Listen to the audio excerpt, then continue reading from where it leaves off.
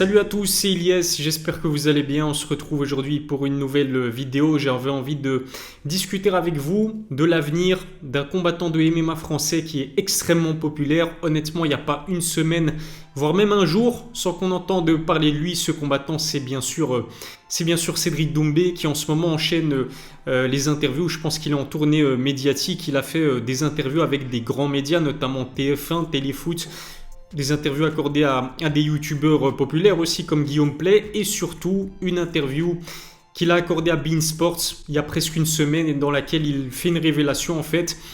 Cédric annonce qu'effectivement il a signé un contrat avec l'UFC, un contrat qu'il devrait le voir débuter à l'UFC Paris qui devrait se faire début septembre prochain. D'ailleurs, on sait qu'il pourrait y avoir des retrouvailles entre Fernand Lopez et Cédric Doumbé lors de cet événement, puisque Fernand, il y a quelques semaines, a annoncé qu'il voulait que le prochain combat de Cyril après sa défaite expéditive face à John Jones se fasse début septembre. Du coup, normalement, rien d'officiel encore, mais à l'UFC Paris. Alors Cédric, ce qu'il dit aussi dans cette interview accordée à beIN Sports, c'est qu'il faut faire la distinction entre le fait qu'il ait signé un contrat pour combattre à l'UFC et le fait qu'il soit officiellement à l'UFC. Tout ça pour dire que tant qu'il n'a pas combattu dans l'organisation, on ne peut pas vraiment dire que c'est chose faite. D'ailleurs, ce qu'il dit aussi dans cette interview, Cédric, et ça a fait énormément parler, c'est que il hésite encore. Dans quelle organisation est-ce que le franco-camerounais va combattre ? Et ça, c'est une très bonne question. C'est une question qui est très importante parce que c'est certainement la question la plus décisive pour sa carrière. Je pense même qu'il se retrouve devant un dilemme. Ce qui explique Cédric, c'est qu'il est très convoité.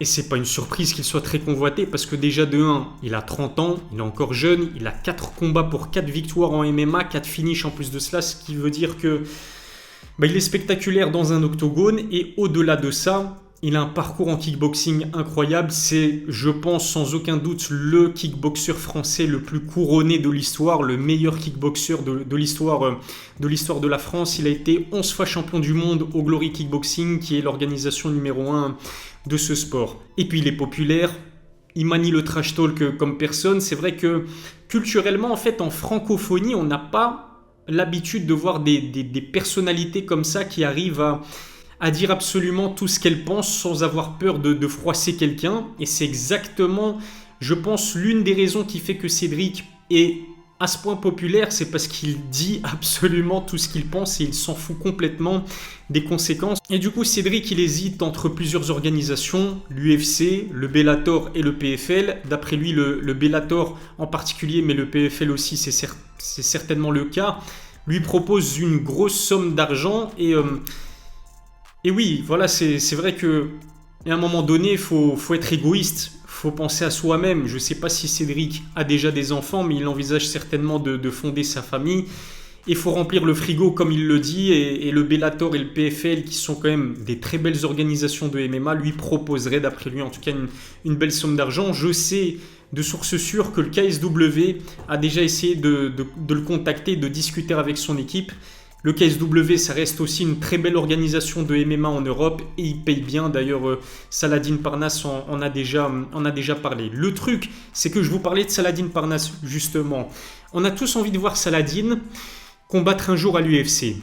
Mais à la différence avec Cédric, c'est que Saladin, il est encore jeune. Saladin, il est double champion au KSW. Il vise la vraie ceinture des poids légers au KSW puisqu'il est champion intérimaire de la division, mais en plus de cela, il est champion de la catégorie des poids plumes.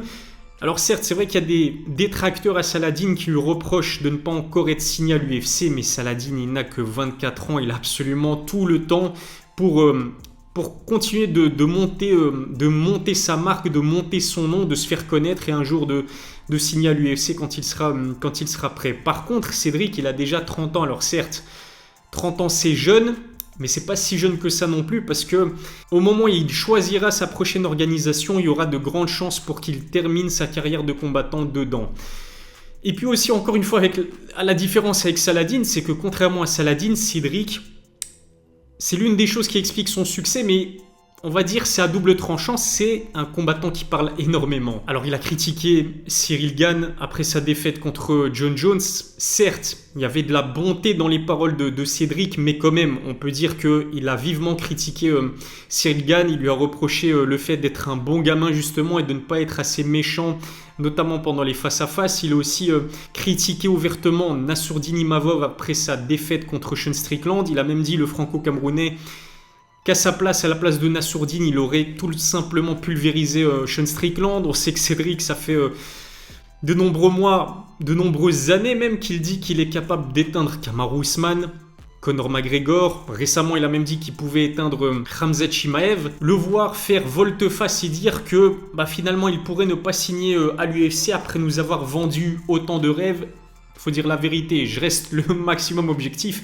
Mais c'est chiant, c'est embêtant. Je veux voir Cédric Doumbé aller à l'UFC. Je veux voir s'il dit vrai. Je veux voir si c'est du trash talk ou sinon il a le talent nécessaire pour effectivement faire ce qu'il a dit et éteindre absolument les meilleurs combattants de la planète. Parce que c'est ce qu'il faut se dire aussi. Cédric, il est dans une catégorie qui est remplie de tueurs à l'UFC. Alors certes, au Bellator et au PFL, ça reste du bon niveau, mais il n'y a pas photo. Le niveau de compétition de l'UFC, il est sans commune mesure dans le monde du MMA. Et si Cédric, comme il le dit, est vraiment le meilleur, il se doit d'aller à l'UFC. Ça, c'est une première chose. Une deuxième chose aussi, on reproche souvent à l'UFC de sous-payer en fait ses athlètes. Ce qui est vrai.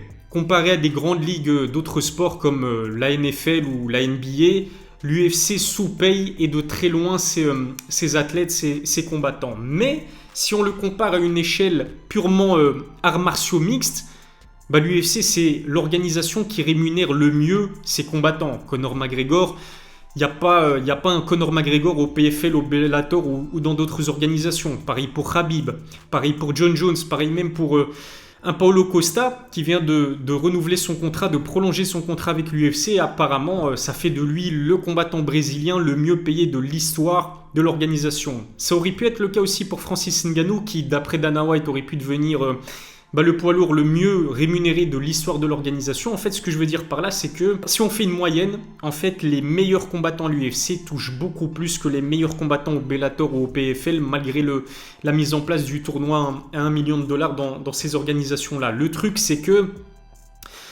pour être bien payé à l'UFC, il faut non seulement être classé dans le top 10 de sa catégorie, et c'est vrai que le niveau de compétition, comme je vous le disais, est extrêmement compliqué, beaucoup plus compliqué qu'au Bellator ou au PFL. Et puis il faut vendre des pay-per-view, mais à ce niveau-là, je m'en fais absolument pas pour Cédric, parce qu'il a absolument tout ce qu'il faut pour devenir un combattant bankable dans l'organisation. Il a le trash talk, il sait s'exprimer en anglais, il a déjà participé à une émission avec Joe Rogan.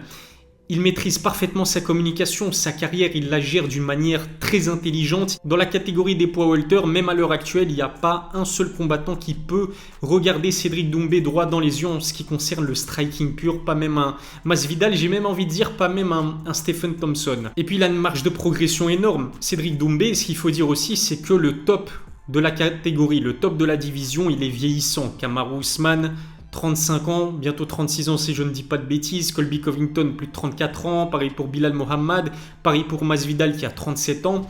Il y a vraiment une place à se faire. Ce ne sera pas facile, mais il y a une place à se faire. Et puis en plus de cela, comme je vous l'ai dit, si Cédric parvient à être un combattant qui vend du pay-per-view, il pourrait avoir une trajectoire comme un Conor McGregor par exemple qui n'a pas affronté des combattants stylistiquement très compliqués avant de jouer la ceinture chez les poids plumes ainsi que chez les poids légers.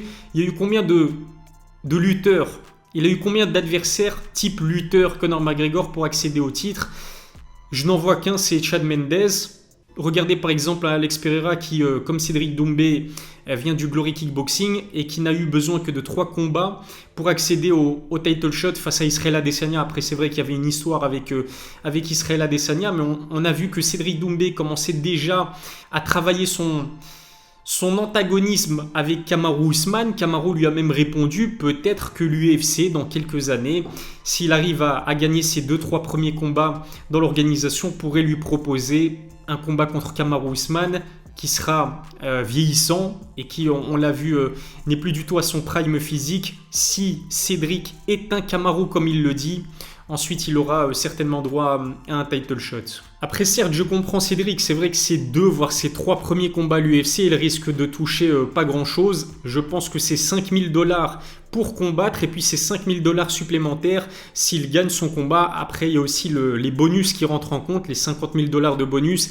Et il peut le faire. Il y a énormément de fans qui commencent à s'impatienter. Je pense vraiment que l'heure est venue pour Cédric de prendre le risque et d'aller à l'UFC. En tout cas, il a déjà une carrière immense en kickboxing. Ça se salue, mais il a décidé de se mettre à une carrière de MMA et s'il veut vraiment devenir le meilleur, il se doit d'aller à l'UFC. Voilà ce que je pouvais dire concernant ce sujet. Dites-moi ce que vous en pensez dans les commentaires. Si ça n'est pas encore fait, abonnez-vous à ma chaîne, activez la cloche pour recevoir les notifications. Lâchez un pouce bleu, ça fait toujours plaisir. On se revoit très vite puisqu'il y a l'UFC 287 qui arrive prochainement. Je ferai bien évidemment le débrief comme d'habitude. Je vous remercie de m'avoir suivi. Je vous donne rendez-vous très vite pour une nouvelle vidéo. D'ici là, prenez soin de vous.